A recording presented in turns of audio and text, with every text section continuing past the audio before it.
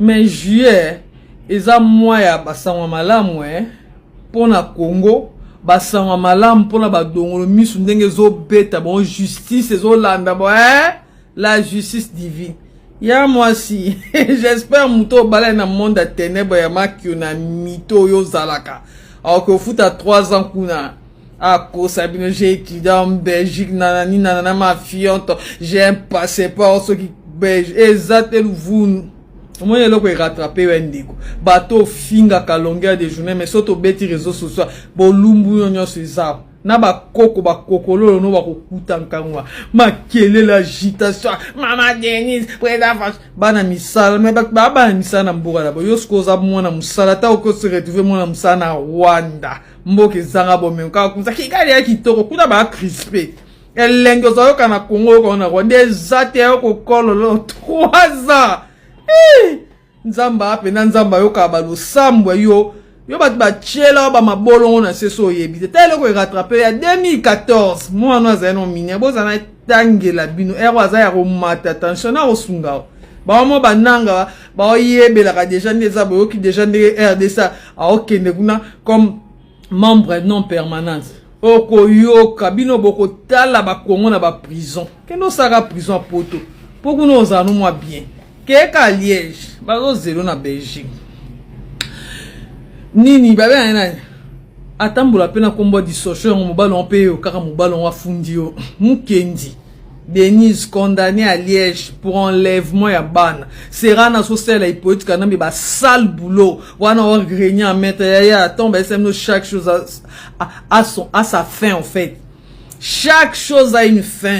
Au dondo quand ça hypothèque aza éternel au kenda ko enlever mon nom il dossier 2014 tande au béton en 2026 Dieu est juste non ba te ka 2026 c'est dans la justice divine bino ba ko kundola bino ba dossier msusu et oza kutu lié non na mboka te nzambo samusa mboka la roseuse arrosée quand la justice belge frappe Denise Mukendi qui se voulait donneuse de leçons, une femme impudique. Quand on regarde comme ça des arrières petits enfants, voyons écouter l'eau, mais yem ta kofinga batu noko, kofinga rabatu bandumba ndumba libosoye, wana fungolem dans le roi boa. Denise Mukendi s'est imposée sur les réseaux sociaux par des sorties fracassantes, des fausses accusations, une mythomane comme ça, contre les institutions de la RDC. Des polémiques à répétition. Une stratégie médiatique qui a valu d'être associée à plusieurs procédures judiciaires en RDC, notamment pour des allégations de faux bruits, des faux en écriture et d'injures publiquement contre Jacqueline Dala. Vous voyez, sous affaire na Jacqueline Dala. Moi, sur tout bando yebiso, soro yo kakata ko na le 2026 c'est dans la justice divine. Y'a ça ba Rwanda ba bundo na Belgique ko kolololo. Y'a ko l'accès au passeport belge. Mito manuel soit fungol no roi boa. Aujourd'hui, c'est pourtant devant la justice belge que son propre parcours est sévèrement remis en cause. La cour d'appel de Liège la condamne à 3 ans de prison pour des faits liés à la non-présentation d'enfants après avoir emmené sa fille en RDC sans l'accord du père. Parce que garde des acquis partagés. Quand dans un liboma, yon bon mon amundela mona quoi za toqué à plaça ban. Ba non me kabu. Makila batute ndo sa basalbu. Yon bon mona kebo ye fois que nganzambe na loba beaucoup tout bela. Yango e bandi etrel ba perona ba bibi. Ça vient petit pas. On va que dossier 2014 est rattrapé. Nzamba malam. Selon certaines sources, la raison fondamentale de la fuite de Denise Socheux en Belgique est que sa fille mineure qu'elle avait emmenée à Dubaï sans le consentement de son père a avoué avoir été prostituée par sa propre mère. Mais qui a Biboira? Les chiens ne font pas des chiens. Ceux qui maman a impudique qui rondelle. Alors là, ça peut qu'à banane. On ne donne que c'est qu'on a français le bat. Nzambe yango ngai ko sasa mwana na pembana sale boulot ngai c'est les plus vieux métiers ya yekola na Rwanda ku ne pas Jeannette Kagame au monde kangiwe wana mboka mundele ba agitation ya kana la kende ko to mona makasi no na justice belge mythomane noboa Cette affaire de Dissochoy, qui a longtemps menti être citoyenne, rappelle une vérité simple. Il est facile de jeter les discrédits sur les institutions et se présenter comme un modèle de vertu, mais nul n'est au-dessus de la loi. Ceux qui passent leur temps à accuser les autres devraient d'abord être irréprochables dans leur propre conduite.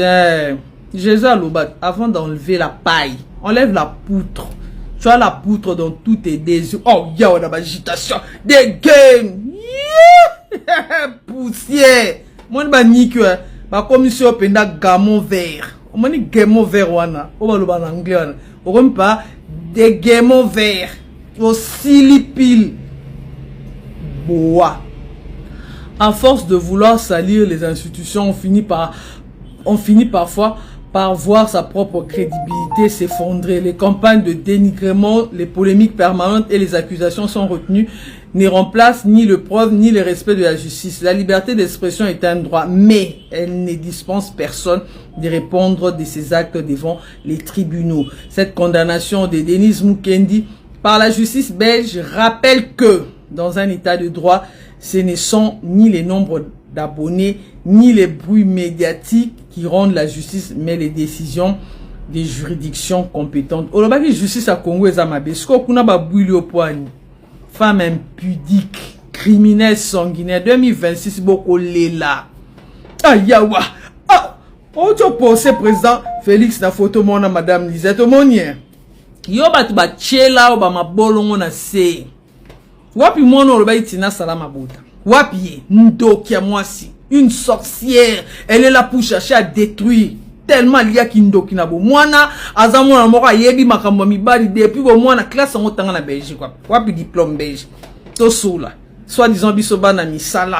Mais toi na katambuka na biso. Yosko mwana misani étranger. Tando zo nyo kwa ma. Ayeba ki en bo mwana ki akima ki ayakawa. Première dame na solane na pied 24 azaolu kwa ne mbongo ya na esa ki yo sala bilanga pomme de terre bo boma bangombe na Rwanda ki eko teka na Kenya. Comment vendeuse tout nos livres lemba la sonne ba teka kapo ya teka makasi. Okanisa ka to sa ka ta info okata. 24 heures pesa na loba izebele. Ya ta 3 heures na pesa ta 30 minutes ya te point. Mon manager ba manager ba la ka ba position avec plus vieux métier. Yo sara msali. Tande ba condamné pour une histoire de 2014. Tu vois comment Dieu est juste. Non bon l'élite tskel ba péro. Ezo ya à petit feu. Bino ba bon négligeable ba plainte na poto. Ba déposer plainte. Plainte en coup ba déposer. Et donc ali mundela za mystique. Mundela rebondisaka. Yo so bosana na ode ke ba tikelo lo moka. Beko zape na mukanda. Zape na position moni di social ye. A kosa bino mukende une mito wana fungo no kwa boazo mela mutu. Na. De game awap. Ya ba agitation. Ba bonheur no ndo kosa kosaka ki mito kwa ka ko diffamer. Kena ko samba na ba belge kuna. Sorcière karaba. Oko yoka. Yo fona melelo mo be lobi sikote. To kwa na zoya information na zaili banda na bena zunga. Tu vois combien de femmes elles insultent des insanités au monde à moi si. Oza ko finga baninga banduma ya ba via baninga ka ba yeba. Mais kasi ya ba ebite. J'espère que voilà OK olata on a Liège kuna bongisa ka pona prison ba nolata ka ba voile. Une mitozo ela bino bala balina na ko bala mutambo. Sorcière. Azaka na makasi na ba faux scénario. A créer la bino wapi mobile. Chance na Jonathan soit délivrance na famille on pas ba Jonathan muta modèle bon tokyo libomat. Yo kanisa okimena mon yango yaka série moko rendez-moi mon enfant agitation liba scénario matala nanzoke lokote a kosa no passeport belge la kisa hatika la sa identité ndoka na passeport congolais yango na bomona ke azoluka pasa o renouveler senga ba Rwanda ba renouveler ba komiso bwaka ngunda na Rwanda mais ba ke Jean-Luc pe makoleza na nzela luka ka da pays po bino boko tala Congo na ba prison ba mabebo sala loba nzamba za kité lelo tozabi okuti ya na présidente po za lokuta ba fundi yote likambo dossier moi no za ino mineur soki olive wana mwana mo ba benga olive po Paris wana za ya suka bota soki na miège moi so bozongona moi cité femme serpent mundela boya yabi oyo akoboko la bana te mais même ta pesa basi msu ba leso ba kana bana bon ba bota bana bon jamais au mona bon ba nudité na boza na réseaux sociaux mais yoti na ba arrière petits enfants na ba okuta ka obo mito ya partager information bibi Pero en téléchargement ngata on a loba bomona baje 2026 na loba keza na justice divine avant que tout l'état congolais ya bomoni nzamba bandi frapper bino na mambosala. Partagez vidéo ya partagez moi ça na tiara makelele wana ake Liège mais na biso passeport ya belge na tanga na Belgique je suis journaliste de nier des fions ouais ta lukuta makasi bomoni lelo vérité à têtu bon nibinga 2026